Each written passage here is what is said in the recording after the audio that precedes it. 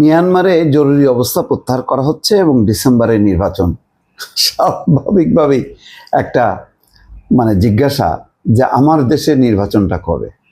মিয়ানমারের মতন দেশে যেখানে কঠিন সামরিক আইন এবং শাসকরা তারা নির্বাচন দিচ্ছে, আমাদের দেশে নির্বাচনটা যে কবে তারিখটা এখনো ঘোষণা হয়নি। দেখা যাক, অনেকে বলছেন 5ই ডিসেম্বর নাকি জাতির উদ্দেশ্যে ভাষণে নির্বাচনের তারিখ ঘোষণা করতে পারে। করলে ভালো, না করলে আরও একটা অনিশ্চয়তা তৈরি হবে। দেখেন, পরিস্থিতিটা এমন পর্যায়ে গেছে মিয়ানমারের, এটা দেখেন, একটু বোঝার চেষ্টা করেন। মিয়ানমারের এখন যেই সরকার, সেটা কোনো নির্বাচিত সরকার না। অং সান সুচির নেতৃত্বে তার দল যেই নির্বাচনে জয়যুক্ত হয়েছিল, তারা শপথ নেয়ার দিন দখল করে আবার সামরিক অভ্যুত্থান করে সেনাবাহিনীর প্রধান মিন অং হ্লাইং, মিন ওয়াং বলি। যাই হোক, কী করলো ওই নির্বাচিত সরকার, তাদের বিরুদ্ধে দুর্নীতির অভিযোগ তুলে ক্ষমতা দখল করলো। আজকের থেকে কত 2 বছর 3 বছর হবে, তো শান্তি থাকলো, দেশটা ধ্বংসের মুখে চলে গেল। এই যে আমাদের পাশে আরাকান রাজ্য, আরাকান আর্মি দখল করে বসে আছে, আরও বহু জায়গায় কাচিন প্রদেশ হাতছাড়া। তারপরে ওই যে অস্থায়ী সরকার, তাদেরও নিয়ন্ত্রণে আছে বহু এলাকা, শুধু রাজধানী ছাড়া বাকি জায়গাগুলোর উপর নিয়ন্ত্রণ নাই। এর ফলে মিয়ানমার কোনো সম্মান হলো। তারপরে মার্কিন স্যাংশন, যদিও আবার এই সেনাপ্রধান ট্রাম্পের প্রশংসা করার পর নিষেধাজ্ঞা প্রত্যাহার করছে। সম্ভবত আমেরিকার সাথে কোনো অ্যারেঞ্জমেন্টে যাচ্ছে, কারণ ট্রাম্প বলছে সেখানে মূল্যবান খনিজ পদার্থ আছে। তো ট্রাম্পের কাছে তো এখন ওই খনিজ পদার্থ ইম্পর্টেন্ট। কিন্তু মিয়ানমারের যে অবস্থা করে রাখছে সামরিক শাসকরা, তাতে মিনিমাম একটা গণতান্ত্রিক পরিস্থিতি যদি তৈরি না হয়, তাহলে আমেরিকা ঢুকবে কী করে? তো সুতরাং খুব চিন্তা ভাবনা করে আর ভালোভাবে তো কন্ট্রোলটা করতে পারলো না। যদি সফল হইতো সামরিক শাসকরা, তাহলে একটা কথা ছিল।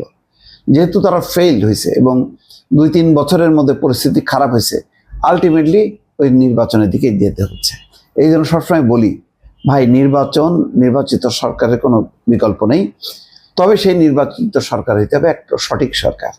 ওই জালিয়াতির ভোট, দিনের ভোট রাতে, একতরফা নির্বাচন, এই সমস্ত করলে আর ওইটা আর সামরিক শাসন একই। তো যাই হোক, একটা বোধোদয় হয়েছে। মিয়ানমারের জরুরি অবস্থা তুলে নিচ্ছে দেশটির জান্তা সরকার।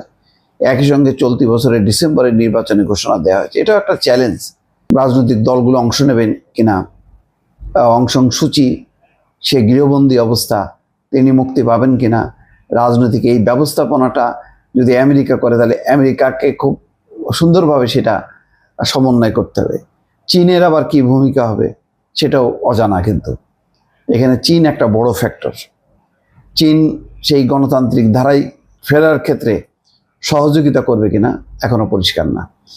বৃহস্পতিবারে মিয়ানমারের রাষ্ট্রীয় সংবাদ মাধ্যমের উদ্ধৃতি দিয়ে রয়টার্স জানায়, মিয়ানমারের জান্তা সরকার দেশটিতে নির্বাচন আয়োজনের জন্য সেনাপ্রধান মিন অং এর নেতৃত্বে 11 সদস্যের একটি কমিশন গঠনের ঘোষণা দিয়েছেন। নির্বাচনের নির্দিষ্ট তারিখ এখনো ঘোষণা করেনি জান্তা সরকার। ওই আমাদের মতন আর কি, ফেব্রুয়ারি মাসে কয় তারিখে কেউ জানে না। দেশটির রাষ্ট্রীয় টেলিভিশন MRTV জানিয়েছে, মিন ওয়াং অন্তর্বর্তীকালীন প্রেসিডেন্ট হিসেবে দায়িত্ব পালন করবেন এবং তিনি নির্বাচন তত্ত্বাবধান করবেন। ভালো নির্বাচন হবার সম্ভাবনা কম। যাই হোক, দেখা যাক। আগামী ডিসেম্বর মাসে দেশটিতে নির্বাচন অনুষ্ঠিত হবে। এটি হবে 2021 সালে অভ্যুত্থান হয়েছিল। 21 সালের অভ্যুত্থানের পর প্রথম জাতীয় নির্বাচন। অন্তর্বর্তীকালীন প্রেসিডেন্ট হিসেবে দায়িত্ব পালনের পাশাপাশি মিন অং সেনাবাহিনীর প্রধান পদেও দায়িত্ব থাকবেন। এক সেনা প্রধানও থাকবে, আবার অন্তর্বর্তীকালীন সরকারের প্রধানও থাকবেন। এদিকে মিয়ানমারের সামরিক সরকারের প্রস্তাবিত নির্বাচন পরিকল্পনার বিরুদ্ধে সমালোচনা, প্রতিবাদ এবং প্রতিবন্ধকতা সৃষ্টি করলে কঠোর শাস্তির মুখে পড়তে হবে বলে জানানো হয়েছে। এই উদ্দেশ্যে নতুন একটি আইন পাশ করেছে দেশটির ক্ষমতাসীন জান্তা সরকার। নির্বাচন সমালোচনা করলে নাকি জরিমানা হবে, শাস্তি হবে। দেখা যাক, যদি আবার গণতন্ত্রের ধারায় ফিরতে পারে তাহলে ভালো। দর্শক, ভালো থাকবেন। আল্লাহ হাফেজ।